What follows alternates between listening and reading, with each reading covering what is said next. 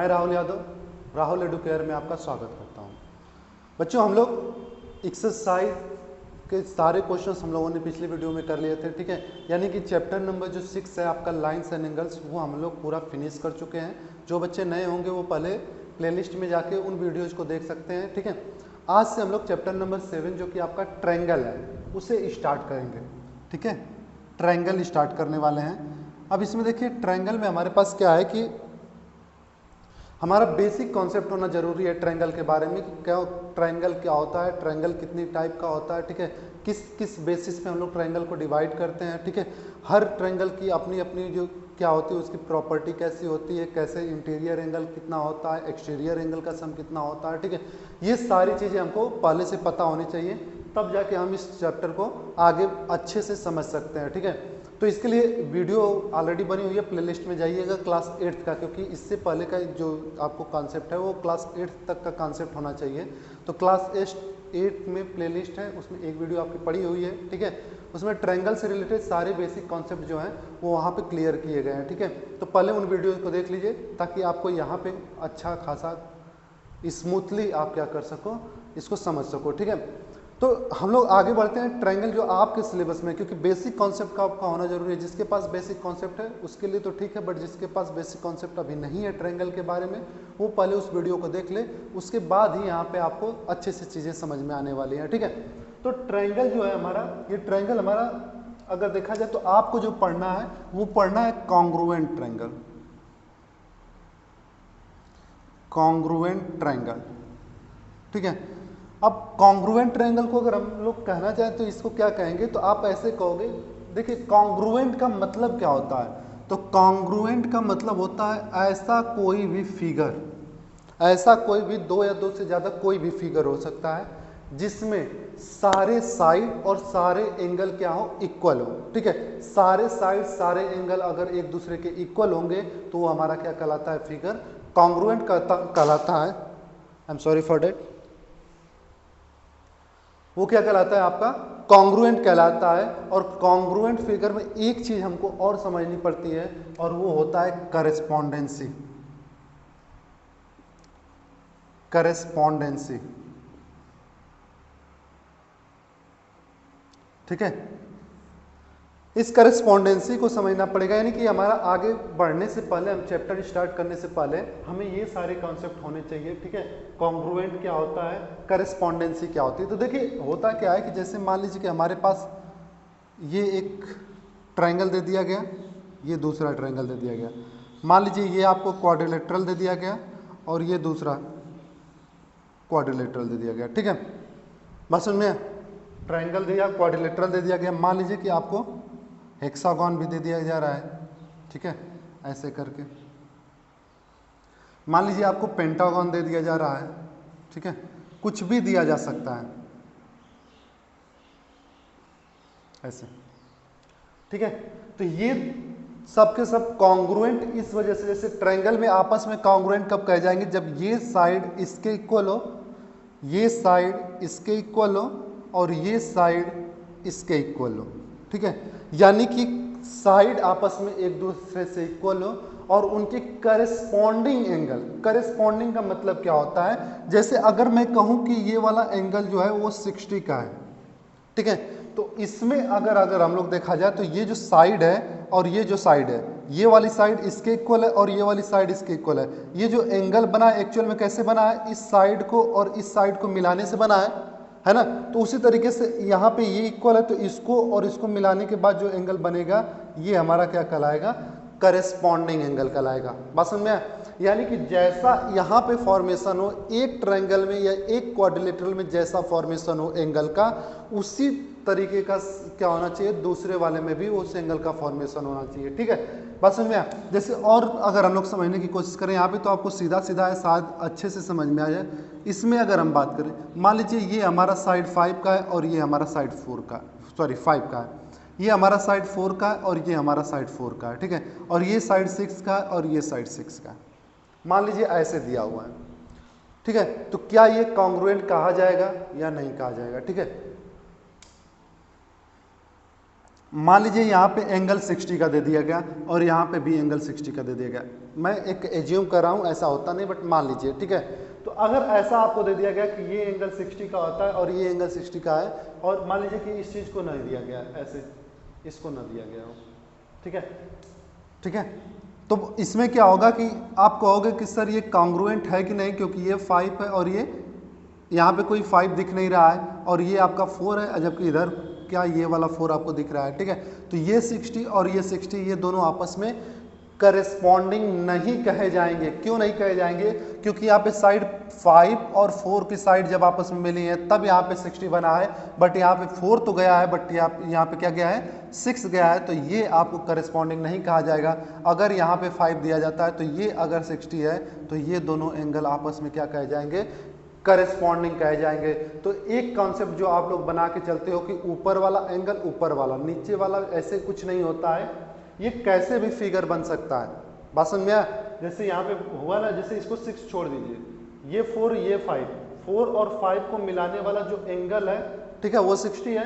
उसी तरीके से 4 और 5 को मिलाने वाला एंगल यहाँ पे 60 है, ठीक है। तो ये दोनों एंगल आपस में अगर 60-60 है तो आप कहोगे ये दोनों करस्पॉन्डिंग है। इससे कोई फर्क नहीं पड़ता कि ये टॉप पे है और ये बॉटम पे है। बस में आपको सिर्फ इतना देखना होगा कि जो साइड को हम लोग मिला रहे हैं वो साइड को मिलने के बाद जो एंगल बन रहा है, क्या दूसरे वाले ट्रायंगल में भी उन्हीं दोनों साइडों को मिलने के बाद एंगल बन रहा है या कहीं और से बन रहा है। बात समझ में आया? तो अगर सेम साइड से बनेगा उसी को हम लोग करेस्पॉन्डिंग एंगल कहते हैं। बात समझ में आया? जैसे मान लीजिए कि मैं एक और फिगर बना देता हूं ऐसे करके, और यहाँ पे कहता हूँ 4 है और यहाँ पे 5 है, तो फिर हमारा 60 कहाँ देखना होगा, यहाँ पे देखना होगा, क्योंकि 4 और 5 को मिलाने के बाद यहीं पे एंगल बन रहा है, ठीक है। तो ये तीनों एंगल जो होंगे आपस में करेस्पॉन्डिंग एंगल कहे जाएंगे। बात समझ में आया? तो करस्पॉन्डिंग को कॉन्सेप्ट में अच्छे से रखिएगा, क्योंकि आगे चल के आपको करस्पॉन्डिंग चीज़ें हमेशा मिलती रहेंगी, ठीक है। और ये चैप्टर इसी में नहीं, चैप्टर 7 जो है, फिर उसके बाद अगला क्वाड्रिलेटरल चैप्टर है, फिर मतलब आपको चैप्टर नंबर 10 के साथ साथ अगले साल क्लास 10th में भी आपको ये सारी करस्पॉन्डिंग चीज़ें मिलेंगी और सेम कॉन्सेप्ट के साथ मिलने वाली है करस्पॉन्डेंस, ठीक है। तो इस वजह से आपको इसको अच्छे से समझना पड़ेगा। बात समझ में आया? जैसे अगर हम लोग क्वाड्रिलेटरल की बात करें तो क्वाड्रिलेटरल में भी अगर सारे साइड्स, ये साइड इसके बराबर हो, ये साइड इसके बराबर हो, ये साइड इसके बराबर हो, ठीक है, और ये वाला साइड जो हो वो इसके बराबर हो और सारे एंगल आपस में बराबर हो, ठीक है, तो ये भी आपको आपस में क्या कह जाएंगे, दोनों क्वाड्रिलेटरल आपस में क्या कह जाएंगे, करेस्पॉन्डिंग। अगर यहाँ पे बात किया जाए हेक्सागन का, तो ये हेक्सागन, इस हेक्सागन के भी वही सारे साइड्स आपस में बराबर हो और उनके करस्पॉन्डिंग जो एंगल पड़ेंगे वो एंगल भी बराबर हो, ठीक है, तो वो भी आपका क्या कहा जाएगा, कॉन्ग्रुएंट कहा जाएगा। और पेंटागन में भी यही होता है। बात समझ में आया? तो कॉन्ग्रुएंसी का बात समझ में आया ना, सारे साइड एक दूसरे के इक्वल हो और उनके जो करस्पॉन्डिंग एंगल है वो भी आपस में इक्वल होते हैं, तो ऐसे फिगर को हम लोग क्या कहते हैं, कॉन्ग्रुएंट फिगर कहते हैं। बात समझ में आया? करस्पॉन्डेंसी का बात समझ में आया, ठीक है। अब आते हैं आपके कॉन्सेप्ट पे। ये करस्पॉन्डिंग का मतलब होता है और कॉन्ग्रुएंसी का मतलब होता है। अब हमें आपके में क्या पढ़ना है, आपके सिलेबस के अकॉर्डिंग हमें क्या करना है, ठीक है। तो यहाँ पे देखते हैं, हमें सिर्फ कॉन्ग्रुएंट ट्रायंगल पढ़ना है, क्वाड्रिलेटरल, पेंटागन, हेक्सागन से हमें कुछ लेना देना नहीं है, ठीक है। अब कॉन्ग्रुएंट ट्रायंगल में आपको पता है कि टोटल कितने, अगर हम लोग ये ट्रायंगल बनाया जाए तो हमारे पास एक साइड, दूसरी साइड, तीसरी साइड, यानी 3 चीज़ें तो ये होनी जरूरी है, ऊपर से एक एंगल, दूसरा एंगल और तीसरा एंगल, ये भी होना जरूरी है। बस समझ में आया?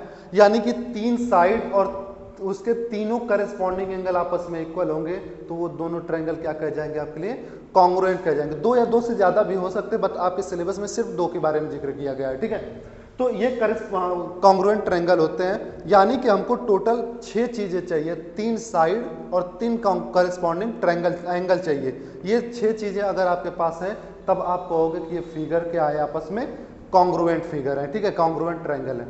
लेकिन हमें क्या है कि अब 6 चीज़ें हमको करने में लिए 6 साइड, तीनों साइड और तीनों एंगल बनाने के लिए समय लगता है, और इतनी बातें आपको एग्जाम में या फिर क्वेश्चन में नहीं दी होती है, ठीक है। तो होता क्या है, कुछ हमारे पास आइडियाज होते हैं। आइडिया का मतलब कोई भी ऐसा ट्रायंगल जिसके तीनों साइड अगर बराबर है आपस में, कोई भी ऐसा ट्रायंगल जिसके तीनों साइड आपस में बराबर है तो कॉन्ग्रुएंट होगा ही होगा, इसका मतलब बाकी जो करस्पॉन्डिंग एंगल हैं वो इक्वल होंगे ही होंगे। ठीक है, जैसे अगर आपको नहीं वो होगा तो आप घर पे आराम से बैठिएगा, ठीक है, और यहाँ पे बनाइएगा कितने का, एक लाइन अपने से खींचिएगा, ठीक है, स्केल से। यहाँ पे अपने कंपास या प्रोटेक्टर से 60 डिग्री का एंगल बनाइएगा और यहाँ पे 60 डिग्री का एंगल बनाइएगा।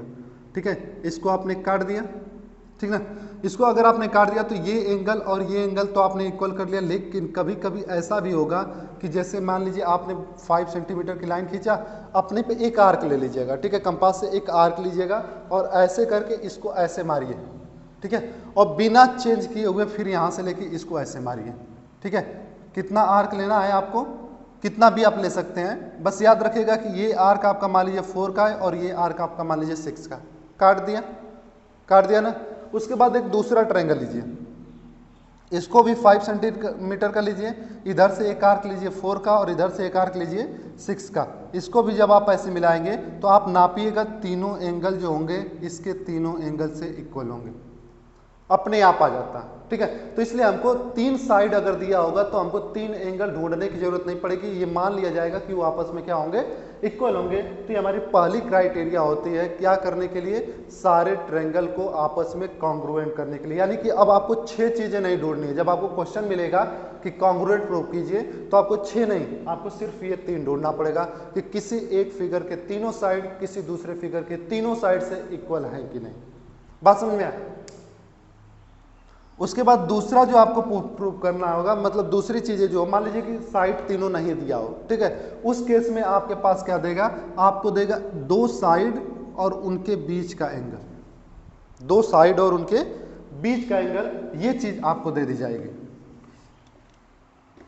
ठीक है, अब इसको देने का मतलब क्या है, जैसे मान लीजिए कि आपको ऐसे करके एक फिगर दे दिया गया, एक फिगर ये दे दिया गया, ये बोला गया कि ये 5 का ये 4 का, यहाँ पे बोला गया ये 5 का और ये 4 का। ठीक है, अब उनके जोड़ने वाला याद रखिएगा ये बीच में होना चाहिए।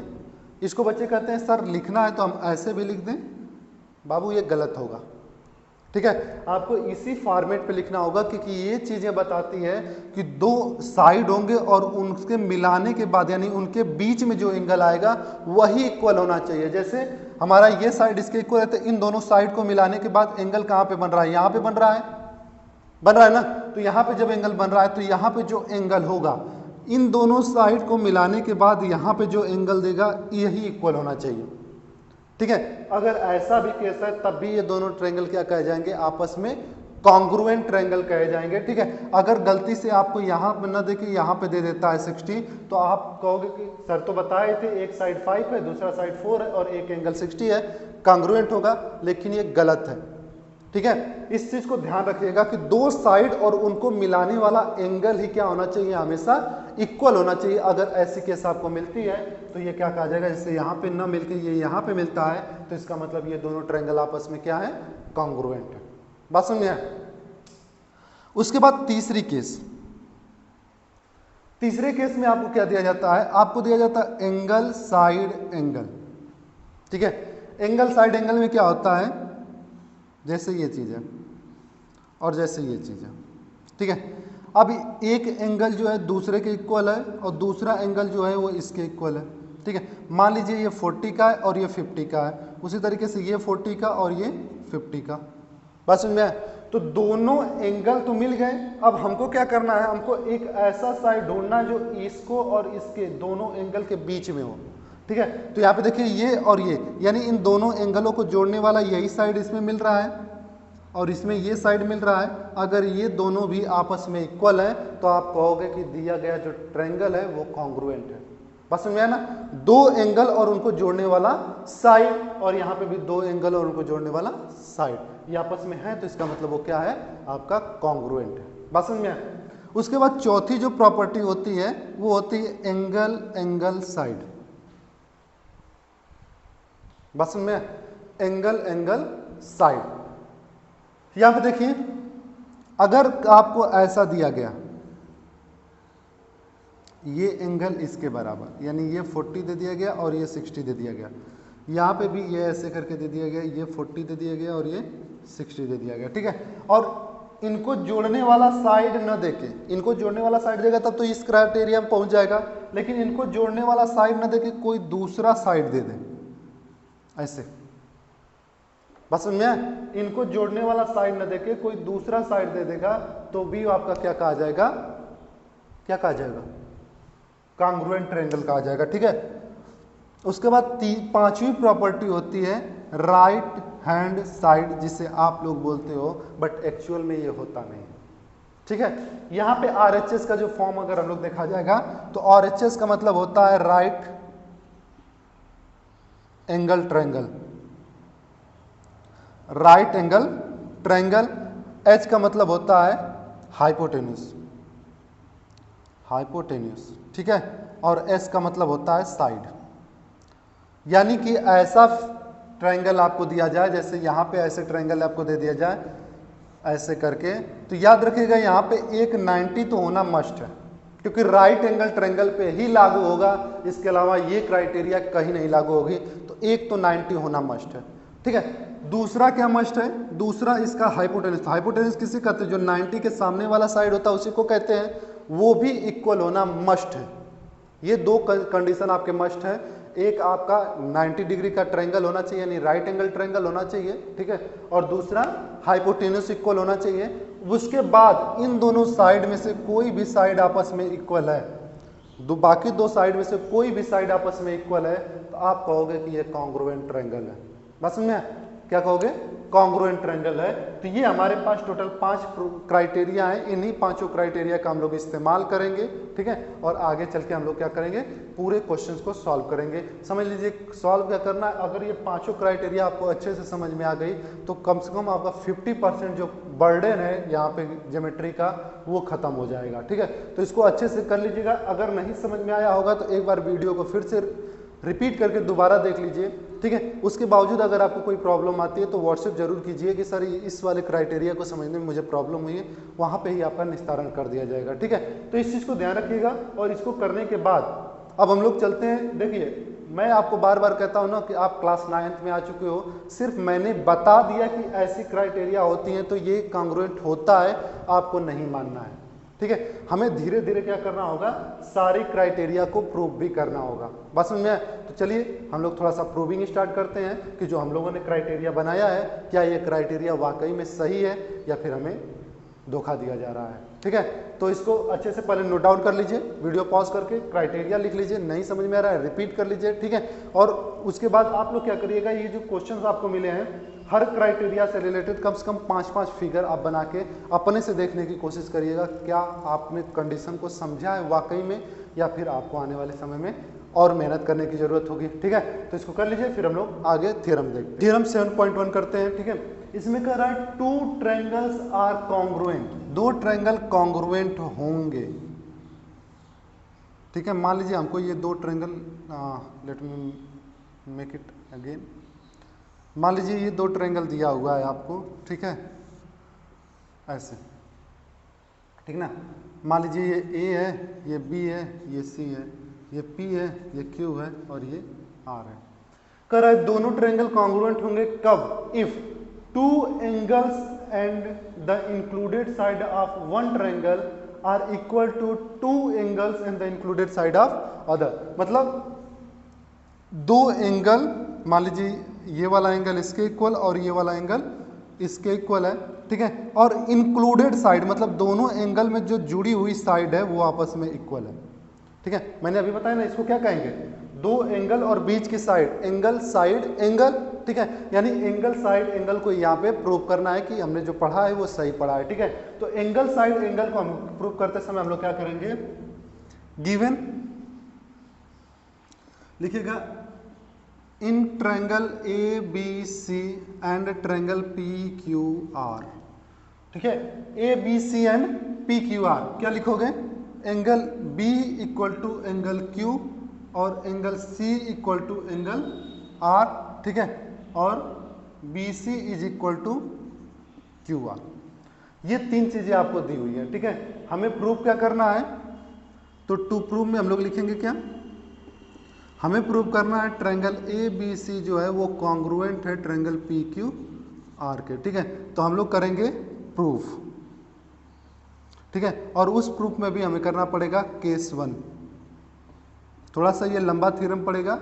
पहला केस देखिए, अगर हम लोग पहले एक चीज ध्यान रखिएगा कि कहोगे सर इसको ऐसे ही करने तो क्या दिक्कत है, जिस भी प्रॉपर्टी को आपसे पूछा जाएगा या थ्योरम में जिस चीज को दिया जाएगा, आप याद रखिएगा उस प्रॉपर्टी के अलावा दूसरी प्रॉपर्टी, मैंने 5 प्रॉपर्टी आपको बताई, ठीक है, 5 में से अगर एक पूछा तो बाकी बची हुई 4 प्रॉपर्टी को आपको इस्तेमाल करना होगा, ठीक है, और उनमें से किसी एक को करेंगे। तो देखिए यहाँ पे ध्यान से, अगर हमारा ए बी अगर पी क्यू के इक्वल होता तो हमारा काम हो जाता साइड एंगल साइड करने के लिए, ठीक है, बट है नहीं, तो है नहीं तो क्या हो सकता है, जरा सोचो, ए बी पी क्यू के इक्वल दिया नहीं है, तो दिया नहीं तो क्या हो सकता है, आपके पास पहला कंडीशन बनता है कि जो हमारा ए बी है,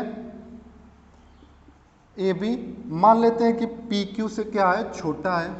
3 कंडीशन बनेगी, इक्वल नहीं दिया है तो क्या होगा, 3 ही कंडीशन बनेगी ना, या तो ए बी हमारा छोटा होगा, या तो ए बी हमारा बड़ा होगा, या तो ए बी इक्वल होगा, 3 ही कंडीशन बनेगी ना भैया। 2 लाइन अगर आपको खींचने के लिए कह दिया जाए तो यही पॉसिबल है ना कि या कि एक को बड़ी बनाओगे एक को छोटी, या तो पहले को बड़ी दूसरी को छोटी, या तो बराबर, इसके अलावा कोई केस कर ही कह सकते हो, ठीक है। तो इस वजह से हम लोग क्या करेंगे, पहले मान लेते हैं कि ए बी क्या है, हमारा छोटा है, तो जाहिर सी बात है ये छोटा है, तो फिर अगर इसको हम लोग आगे बढ़ाएंगे तो कोई तो ऐसा पॉइंट आएगा जहां पे ये बराबर होगा।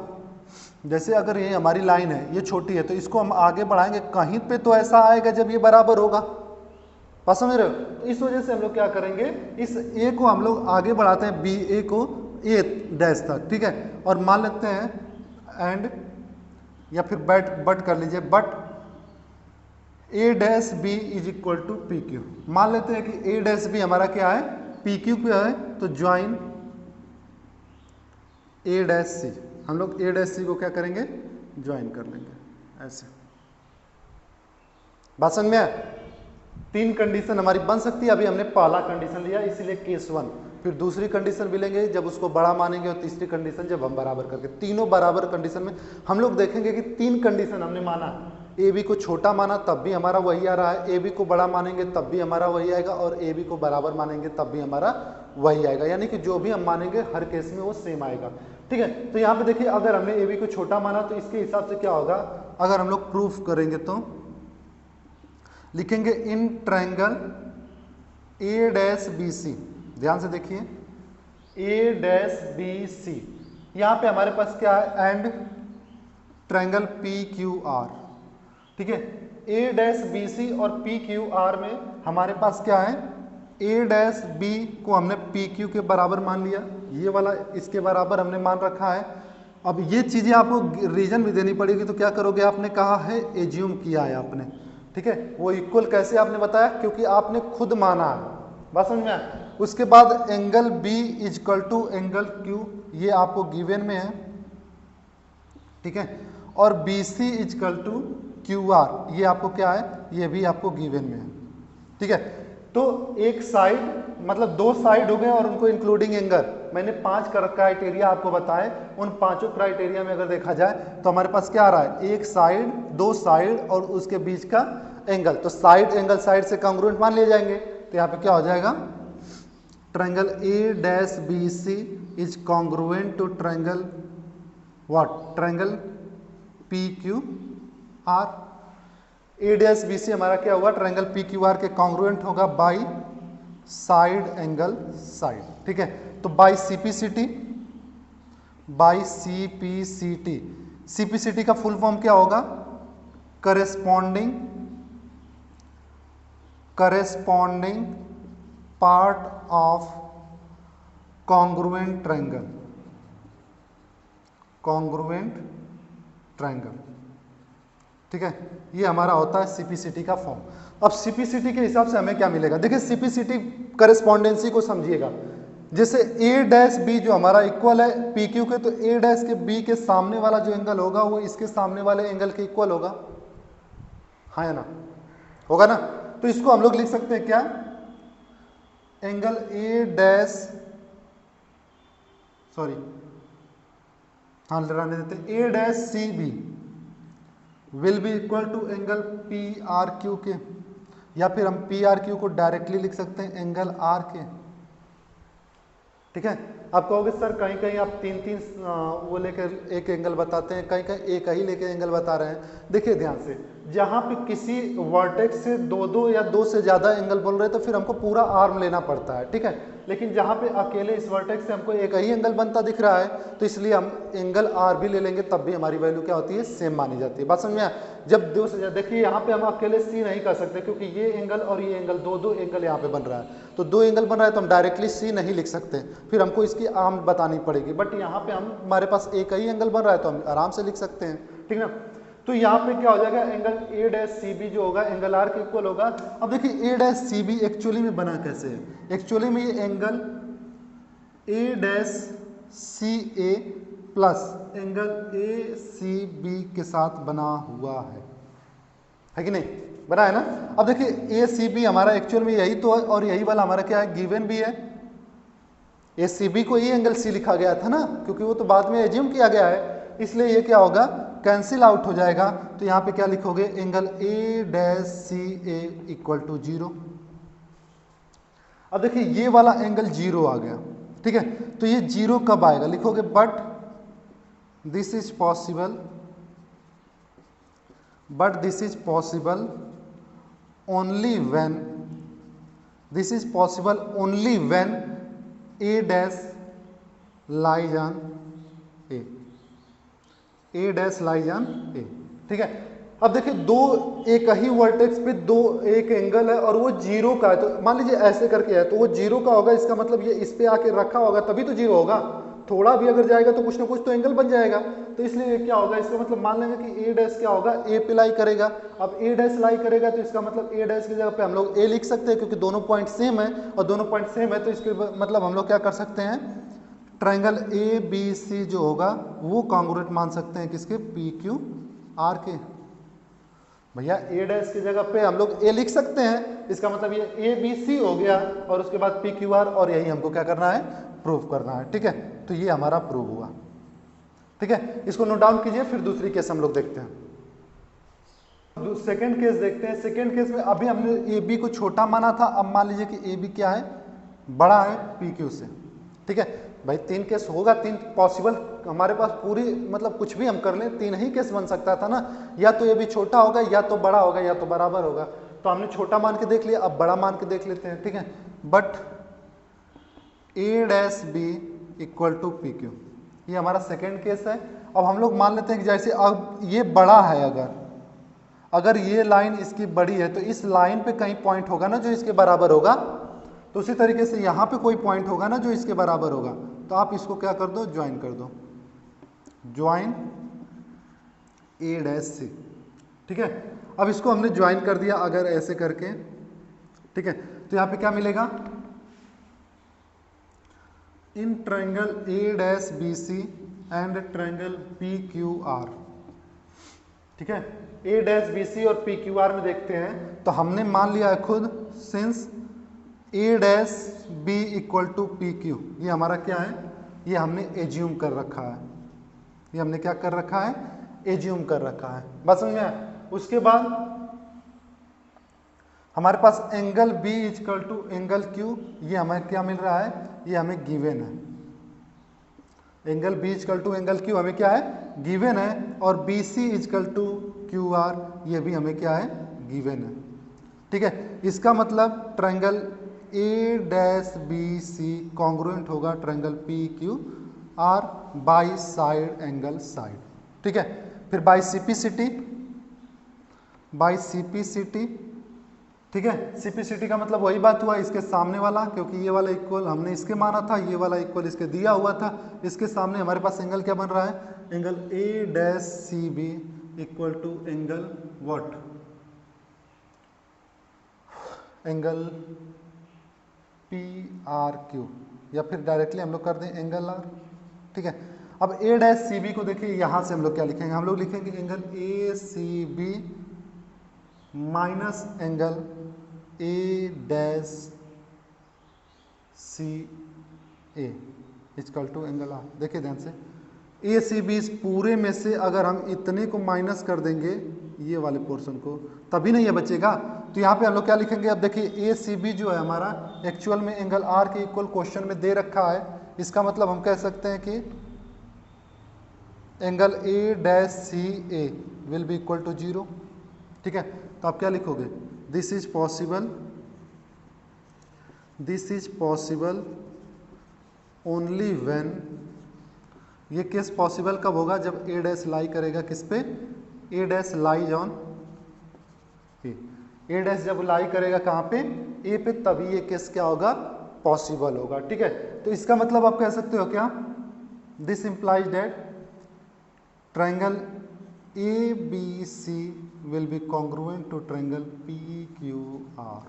ठीक है, तीनों क्या हो गए, ट्रायंगल आपका इक्वल हो जाएगा, क्योंकि ए डैश की जगह पे हम लोग ए लिख सकते हैं। तो ये हमारा दूसरे केस में भी देखिए, हमने छोटा माना था ए बी को तब भी यही बात आया, और हमने बड़ा माना तब भी यही बात आया। ठीक है, अब हमारी तीसरी केस बाकी है, इसे नोट डाउन कर लीजिए। ठीक है,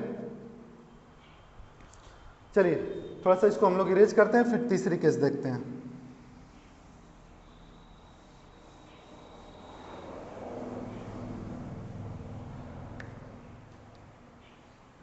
देखिए किस तीसरे केस में हमें क्या करना है, let A B equal to P Q. हमारे पास जो ट्रायंगल ये दिया हुआ है ए बी सी, और ये दिया हुआ है क्या, पी क्यू आर। ठीक है, तो हमने दो केस देख लिया, ए बी को छोटा मान के देखा तब भी वही आया, ए बी को बड़ा मान के देखा तब भी वही आया। अब हम ए बी को बराबर मान के देखते हैं कि तब क्या होता है। तो इसमें ये वाला इसके इक्वल ऑलरेडी दिया है, ये वाला इसके इक्वल ऑलरेडी दिया है, ये वाला भी इसके इक्वल दिया है, और इसको हमने खुद एज्यूम कर लिया। ठीक है, तो क्या करिएगा, in triangle A B C and triangle P Q R, इन दोनों में हमारा ए बी जो है वो किसके इक्वल है, पी क्यू के इक्वल है, क्योंकि हमने इसको एज्यूम कर रखा है। ठीक है, एज्यूम कर रखा है। एंगल बी जो है वो एंगल सी के, एंगल क्यू के इक्वल है, ये आपको गिवन दे रखा है, और एंगल सी जो है वो एंगल आर के इक्वल है, ये भी आपको गिवन दे रखा है, but we do not need it, sorry for that. हमें क्या है, B C is equal to Q R, ये हमें भी गिवन रखा है। ठीक है, तो साइड एंगल साइड, तो यहाँ पे कह दोगे ट्रायंगल ए बी सी जो होगा वो कॉन्ग्रुएंट हो जाएगा ट्रायंगल पी क्यू आर के, और रीजन क्या लिखेंगे, बाई साइड एंगल साइड। ठीक है, तो यहाँ पे हमको फिर से वही बात मिली। तो देखिए हमने ए बी को बड़ा माना तब भी यही आया, ए बी को छोटा माना तब भी यही आया, ए बी को बराबर माना तब भी यही आया। इसका मतलब ये हमारा जो क्राइटेरिया है वो क्या है, सही है। मतलब हम कुछ भी मान रहे हैं, घूम फिर के वही आ रहा है। ठीक है, तो इसका मतलब ये क्राइटेरिया हमारा क्या है, सही है। ठीक ना, तो ये हमारा थ्योरम आज खत्म होता है। ठीक है, कल से हम लोग एक्सरसाइज को स्टार्ट करने वाले हैं। इस थ्योरम को आप एक दो बार अच्छे से देखिएगा, क्योंकि अगर आपके एग्जाम में आता है तो आपको तीनों केस करने पड़ेंगे, सिर्फ एक केस करने से आपका काम नहीं चलने वाला है। ठीक है, तो आप तीनों केस इसका करने वाले हो, और तीनों केसेस को अपना कर लीजिएगा, अच्छे ढंग से समझ लीजिएगा। नहीं होगा तो वीडियो को रिपीट करके दोबारा देख लीजिए, फिर समझिए। उसके बाद भी नहीं आता है तो मैसेज जरूर कीजिए। वीडियो पे अगर आप नए हैं तो सब्सक्राइब कीजिए चैनल को, ठीक है, और शेयर कीजिए। आज के लिए बस इतना ही। Thank you very much.